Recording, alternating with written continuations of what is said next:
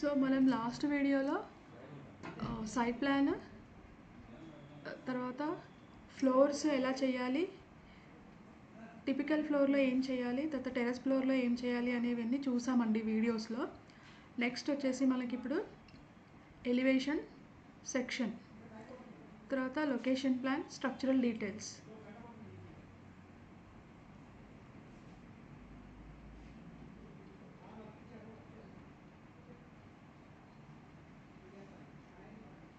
So print additional details అని చెప్పి ఇది అడిషనల్ లేయర్ అండి. అడిషనల్గా మనకి ఏమైతే ఉంటాయో బిల్టప్ ఏరియాలో ఏవైతే యాడ్ అవ్వవో వాటిని మనం అడిషనల్ లేయర్స్ కింద అసైన్ చేస్తాము. బట్ ఇవి డ్రాయింగ్లో మాత్రం మ్యాండేటరీగా ఉంటాయండి. అవి వచ్చేసి మనకి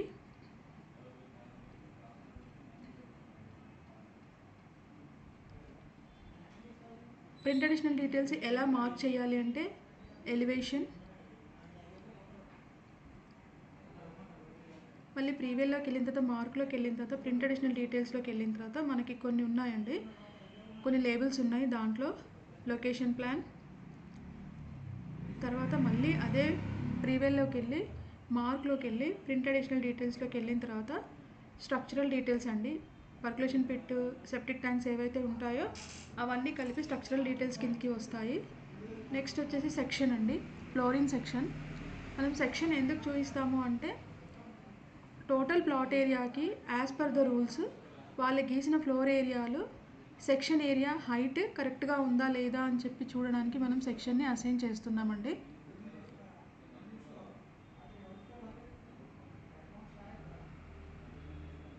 based on the floor plans అండి. దీనికోసం గ్రౌండ్ లెవెల్ సెక్షన్ ఎప్పుడు గ్రౌండ్ నుంచి కన్సిడర్ చేస్తామండి మనము. సో గ్రౌండ్ లైన్ నేను ఎంటెక్స్ట్ మ్యాచ్ ప్రాపర్టీస్ చేశాను. నెక్స్ట్ వచ్చేసి ఫ్లోరింగ్ సెక్షన్ని నేను మార్క్ చేస్తున్నానండి. స్టిల్ట్ ఫ్లోర్, అలాగే ఫస్ట్ ఫ్లోర్,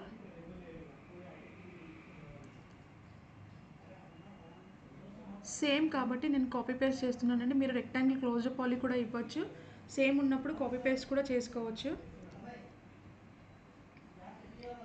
నెక్స్ట్ వచ్చేసి టెర్రస్ ఫ్లోర్.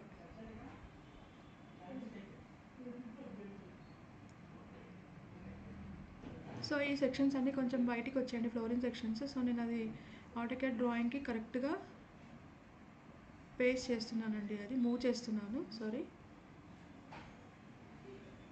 సో ఇటువైపు కూడా ఏమైనా బయటికి వచ్చాయో లేదో చూసుకొని వాటిని కరెక్ట్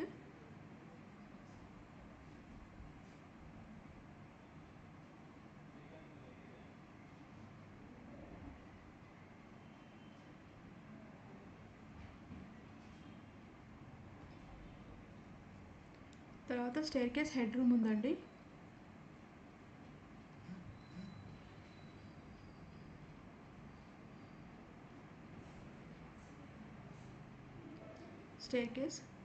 స్టేర్ కేస్ లేయర్లోకి వెళ్ళి క్లోజ్డ్ పాలీలో హెడ్ రూమ్ని క్లోజ్ చేశాను.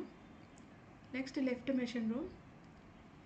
మెషిన్ రూమ్ మనకు టెర్రస్ నుంచి 9 feet హైట్లో ఉంటుందండి. అందుకోసమే దాన్ని నేను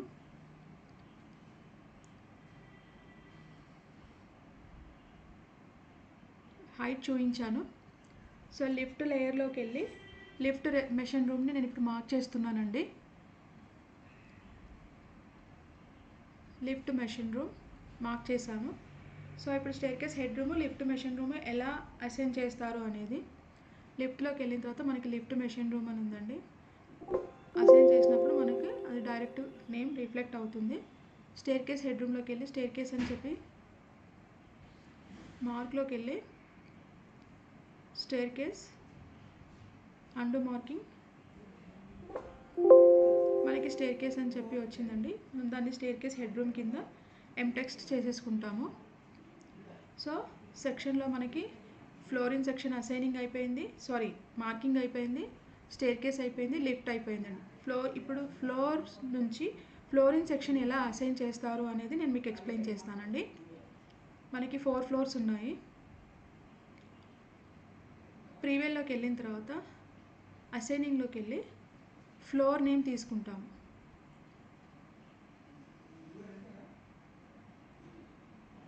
ఫ్లోర్ నేమ్ మనకి ఫస్ట్ స్టిల్ట్ అండి, స్టిల్ట్ 1.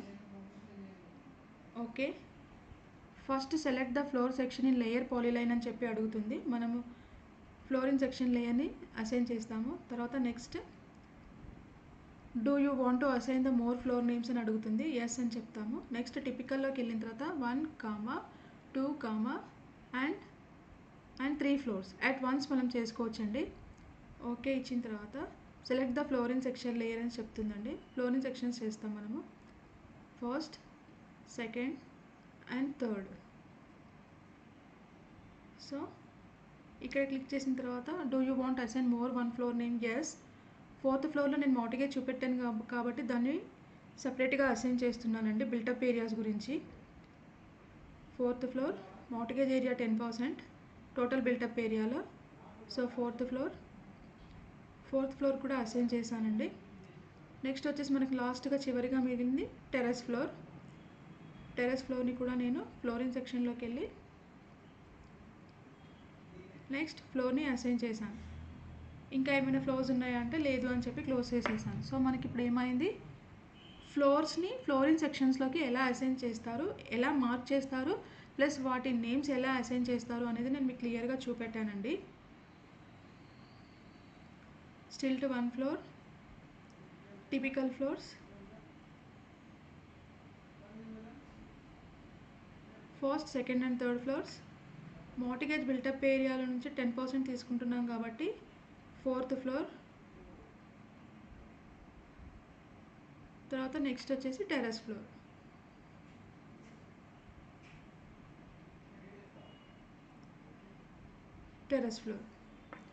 సో మనకి flooring section marking plus assigning రెండు అయిపోయాయండి. నెక్స్ట్ వచ్చేసి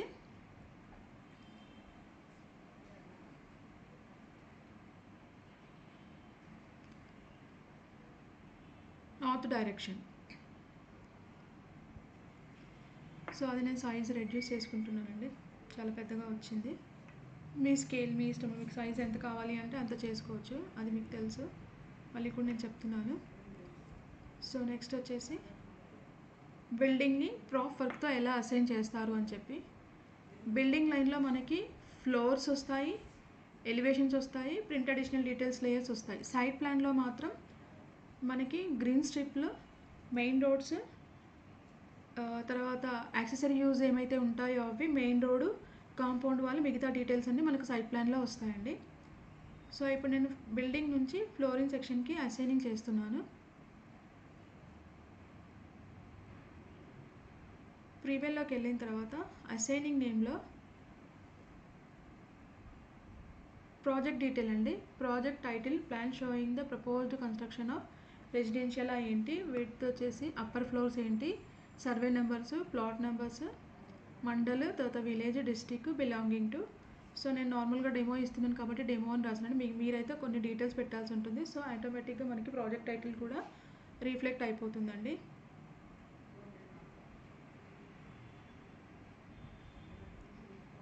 సో ప్రాజెక్ట్ టైటిల్ కూడా వచ్చేసింది.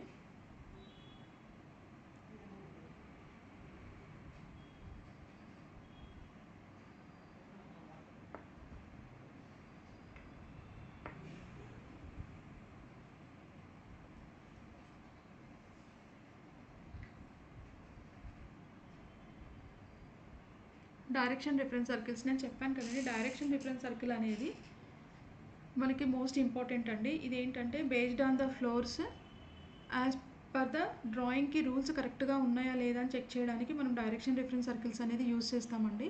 ఇది ఒక కరెక్ట్ బేస్ పాయింట్కి తీసుకుంటాము. ఫర్ ఎగ్జాంపుల్ లిఫ్ట్ ఒక డ్రాయింగ్లో ఇది ఒకే చోట ఉంది కాబట్టి లిఫ్ట్ పిట్ ఒకే చోట తవ్వుతారు కాబట్టి నేను అది రిఫరెన్స్ పాయింట్ లాగా తీసుకున్నాను.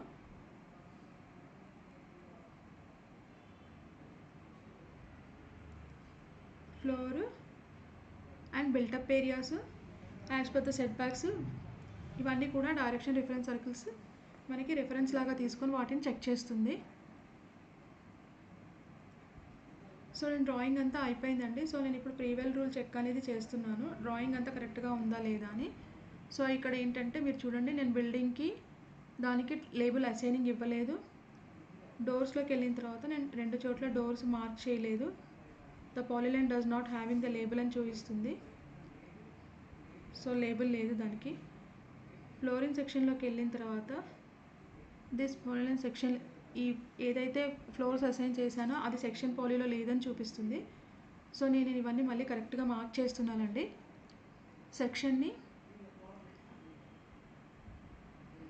సెక్షన్ లేయర్లోకి మార్క్ చేసుకున్నాను.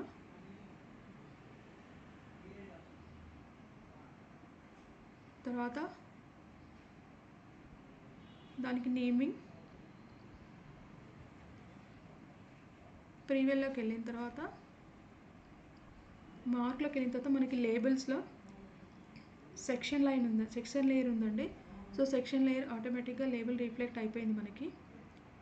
ఇక్కడికి వచ్చిన తర్వాత నేను ఇక్కడ డోర్కి నేమ్ ఇవ్వలేదండి, నేను కాపీ పేస్ట్ చేస్తూ ఆ డోర్ని పేస్ట్ చేసేస్తున్నాను.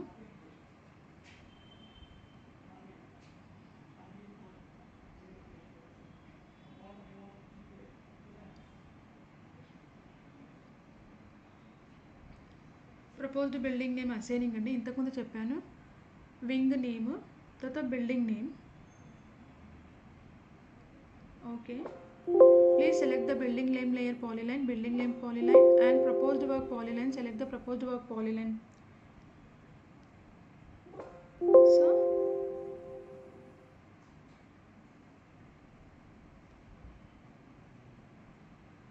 proposed building,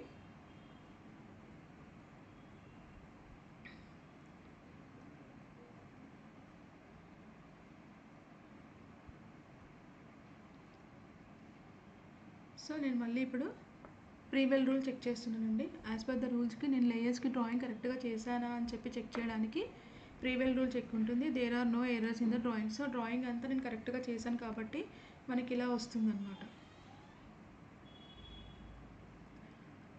thank you so much అండి.